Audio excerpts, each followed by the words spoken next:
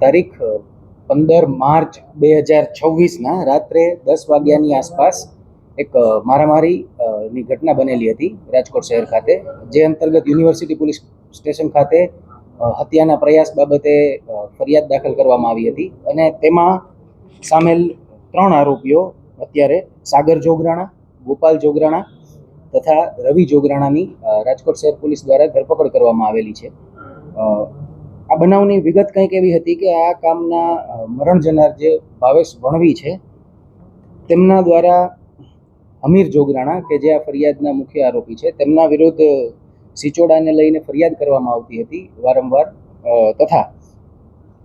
મરણ જનારના એક કૃપાલીબેન નામના મહિલા જોડેના સંબંધો હતા તથા અમીર જોડે પણ તેને ઇન્સ્ટાગ્રામમાં વાતચીત થતી હોય અને સંબંધનો શક હોય, જે બાબતે ભાવેશ વણવી જે આપણા મરણ જનાર છે તથા મુખ્ય આરોપી જે અમીર જોગરાણા છે તેમના વચ્ચે મંદુક હતું અને તે બાબતે આ ઝઘડો થયેલો હોવાનું પ્રાથમિક તપાસમાં સામે આવેલ છે।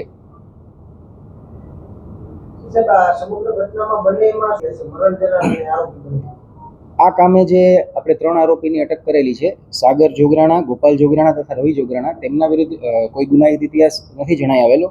પરંતુ આ કામના જે મરણ જનાર છે ભાવેશભાઈ વણવી તેમના વિરુદ્ધ ભૂતકાળના 8 ગુનાઓ છે, મારામારી, રાયોટિંગ, ધમકી તથા પ્રોહિબિશન જેવા હેડ હેઠળના, અને તેમની પાસા હેઠળ અટકાયત પણ થઈ ચૂકેલી છે।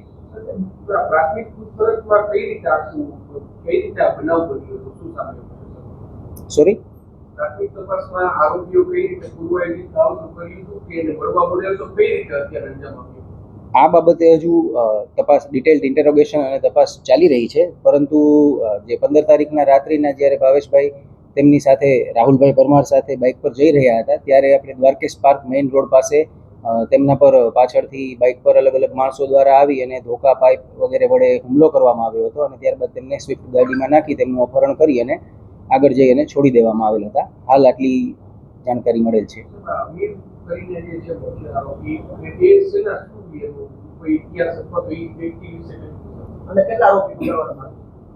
અમીર જોગરાણા ભાડે ગાડી ચલાવવાનું કામ કરે છે અને આ બાબતે જે તપાસમાં નામ ખુલેલા છે તેમાં મુખ્ય આરોપીમાં અમીર જોગરાણાનું નામ ખુલેલું છે। આ ઉપરાંત દેવકરણ, વિક્રમ તથા ભૂરો જેવા નામ ખુલેલા છે, જેની આગળ તપાસ ચાલી રહેલ છે।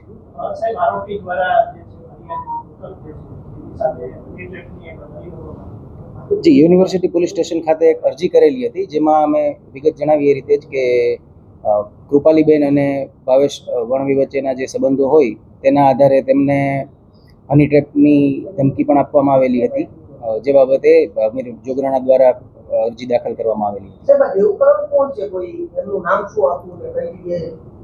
આ તમામ આરોપીઓની હાલ અમે તપાસ કરી રહ્યા છીએ, વધારે વિગતો આવશે એટલે જાણ કરવામાં આવશે।